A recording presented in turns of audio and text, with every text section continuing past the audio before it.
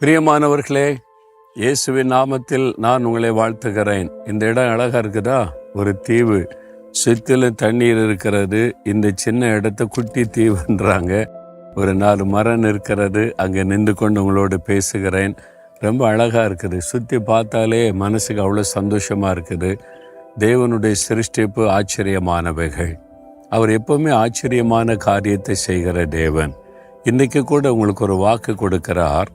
2 ராஜாக்கள் 3ஆம் அதிகாரத்தில் 17ஆம் வசனத்தில் ஆண்டவர் சொல்கிறார், நீங்கள் காற்றையும் காண மாட்டீர்கள், மழையையும் காண மாட்டீர்கள், ஆனால் தண்ணீர் உங்களுக்கு கிடைக்கும் என்பதாக. பாருங்க, 3 ராஜாக்கள், இஸ்ரவேலின் ராஜா, அது மாதிரி யூதாவின் ராஜா, மோவாபின் ராஜா, 3 பேர் ஒன்று சேர்ந்து எதிரிகளோடு யுத்தம் பண்ண போகிறாங்க. பெரிய சேனையில் 3 தேசத்தின் இராணுவம்னா எத்தனை ஆயிரம் இருந்திருப்பாங்க. 7 நாளாக தண்ணி இல்லை, குடிக்க தண்ணி இல்லாமல் வனாந்தரத்தில் திணறாங்க. என்ன பண்ணுறது, எங்கே தண்ணிக்கு என்ன பண்ணுவது அப்படின்னு ஒரு நெருக்கமான கலக்கமான சூழ்நிலையில் கர்த்தருடைய தீர்க்கதரிசி இருக்கிறாங்களான்னு பாருங்க. என்ன தீர்க்கதரிசி தான் கரெக்டாக கைட் பண்ணுவாங்க, நமக்கு ஏதாவது செய்ய முடியும்னு சொல்லி அங்கே கர்த்தருடைய தீர்க்கதரிசி அங்கே காண்பிக்கப்படுகிறார். அதனால் தேவனுடைய தீர்க்கதரிசி அவர்கிட்ட வரும்போது அவர் ஒரு காரியத்தை சொல்கிறார். கர்த்தர் தன்னுடைய தீர்க்கதரிசி மூலமாக என்ன வார்த்தை சொல்கிறாரு, இந்த வனாந்தரத்தில், இந்த பாலைவனத்தில் வாய்க்காலை தோண்டுங்க, தண்ணீர் நிற்பதற்கு வாய்க்காலை தோண்டுங்கன்னா மழை காலமும் இல்லை, வனாந்தரம், தண்ணீர் வர்றதுக்கு வாய்ப்பு கிடையாது, இங்கே எப்படி தோன்றுறது, சொல்கிறத செய்யுங்க, மழையும் நீங்கள் பார்க்க மாட்டீங்க, காற்றையும் பார்க்க மாட்டீங்க, பள்ளத்தாக்கு தண்ணீரால் நிரப்பப்படும், உங்களுடைய எல்லா சேனையும் மிருக ஜீவன்களும் தாகம் தீர்ப்பதற்கான தண்ணீரை கர்த்தர் தருவார். இது கர்த்தருக்கு அற்பமான ஒரு காரியம், இது பெரிய காரியமே கிடையாது, தேவன் அவ்வளோ பெரியவர் என்று சொல்லுகிறார். அதன்படி அவங்க வாய்க்காலை வெட்டினாங்க. பார்த்தீங்கன்னா காற்றும் இல்லை, மழையும் இல்லை, அந்த வாய்க்காலெல்லாம் தண்ணீரால் நிரப்பப்பட்டு விட்டது.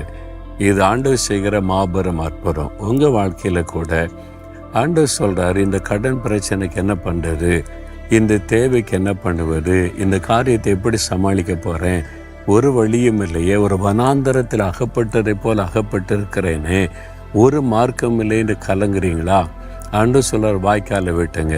நீங்கள் செய்ய வேண்டிய சில காரியம் உண்டு, அது ஆண்டவரிடத்தில் கேளுங்க, என்ன செய்யணும்னு சொல்லி அதை நீங்கள் செய்யணும். உங்கள் கடமையை நிறைவேற்றணும். சோம்பேறிகளுக்கு ஆண்டவர் உதவி செய்ய மாட்டார். தாகத்தில் வனாந்தரத்தில் வாய்க்கால் வெட்டுறதுன்னா சாதாரண வேலை கிடையாது, கடினமான வேலை. ஆண்டவர் சொல்கிறாரு, நீ செய்ய வேண்டியதை நீ செஞ்சா நான் செய்ய வேண்டியதை நான் செய்வேன். அப்போது நீங்கள் செய்ய வேண்டியதை செய்யணும். சோம்பேறியை வீட்டிலே உட்காந்துக்கிட்டு கர்த்தர் தருவார் வாக்குத்தத்தத்தை சொல்லி காகத்தை கொண்டு போஷிப்பார்னா போஷிக்கலாம் மாட்டார். நீ உழைக்கணும், கஷ்டப்படணும், பிரயாசப்படணும், நீ செய்ய வேண்டியதை செய்யணும். ஆத்மா தருவேன்னு சொல்லியிருக்கிறாரு. நான் சும்மா வீட்டில் உட்காந்துருந்த ஆத்மா கிடைக்குமா? பிரயாசப்படணும்ல. ஆண்டவர் அனுப்புகிற இடத்துக்கு போகணும், பிரசங்கம் பண்ணணும், பிரசங்கம் ஆயத்தம் பண்ணணும், உபவாசம் பண்ணணும், ஜெபிக்கணும், ஆண்டவருடைய வார்த்தையை சொல்லணும். எவ்வளோ வேலை இருக்குது, சும்மா கிடைக்காது. தேவன் ஒரு வாக்கு கொடுத்தாலும் அதை நிறைவேற்றுவதற்கு தேவன் சொல்லுகிறத நம்ம செய்யணும். நீங்கள் செஞ்சீங்களா? ஆண்டவர் சில காரியத்தை ஒப்பு கொடுக்க சொன்னால் ஒப்பு கொடுக்கணும், சிலதை கொடுக்க சொன்னால் கொடுக்கணும், சிலதை இழக்கிறதுக்கு ஆயத்தமாக இருக்கணும், இதை செய்யணும். அந்த மாதிரி கர்த்தர் சொல்கிறத நீங்கள் செஞ்சால் இயற்கைக்கு மேற்பட்ட விதத்தில் கர்த்தர் அற்புதம் செய்து உங்களை ஆசீர்வதிப்பார். இப்போ ஆண்டவர் சொல்கிறார், என் மகனே மகளே, நீ காற்றையும் பார்க்க மாட்ட, மழையும் பார்க்க மாட்ட, தண்ணீர் உனக்கு கிடைக்கும், பயப்படாத. அப்போ சூழ்நிலையை பார்க்காத அப்படின்னு ஆண்டவர் சொல்கிறார். விசுவாசத்தோடு சொல்லுங்கள், ஆண்டவரே நீங்கள் என்ன சொல்கிறீங்களோ அதை நான் செய்கிறேன். வாய்க்காலை வெட்ட சொல்கிறீங்களா வெட்டுகிறேன், இதை செய்யுன்றீங்களா செய்கிறேன். பாருங்களேன், லாசருவின் கல்லறை முன்னால் இயேசு நிற்கிறார். மரித்து போன லாசருவை உயிரோடு எழுப்பதற்கு வாக்கு கொடுத்துட்டார். அந்த ஆண்டவர் சொல்கிறாரு, அந்த கல்லை புரட்டுங்க, அதாவது அந்த கல்லறைக்கு முன்னால் பெரிய கல் வச்சுருப்பாங்க, அதை அப்புறப்படுத்துங்க என்றார். செத்து போனாலும் உயிரோடு எழுப்புகிற ஆண்டவருக்கு கல்லை புரட்ட முடியாதா? அப்பாலே போனால் போயிருக்குமே. இல்லை, நீ செய்ய வேண்டியதை நீ செய்யணும், அப்போ தான் நான் செய்ய வேண்டியதை செய்வேன். நீங்கள் செய்ய வேண்டியது என்ன? உபவாசிக்கணும், ஜெபிக்கணும், வேலை செய்யணும், பிரயாசப்படணும், பிஸ்னஸ் பண்ணணும், ஊழியம் செய்யணும். கஷ்டப்படாமல் ஆசீர்வாதம் வராது.